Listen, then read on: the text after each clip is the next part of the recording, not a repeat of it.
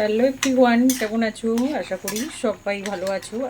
আজ রাতের খাবার হচ্ছে আজকে ছোলার ডাল আর ফুলকো ফুলকো রুটি।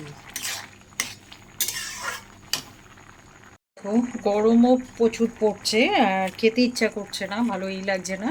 একটু স্বাদ অনুযায়ী লবণটা দেবো আর সামান্য একটু মিষ্টি দেবো, আর কিছুই দেবো না। আর একদম দেখো, খুব কম সময় তাড়াতাড়ি রান্না, ঝটপট রান্নাটা হয়ে গেল। ডাল আর রুটি। একটু দেবো আমচুর পাউডার। আমচুর পাউডারটা দিলে একটু টক টক লাগবে, খেতে ভালো লাগবে। ব্যাস।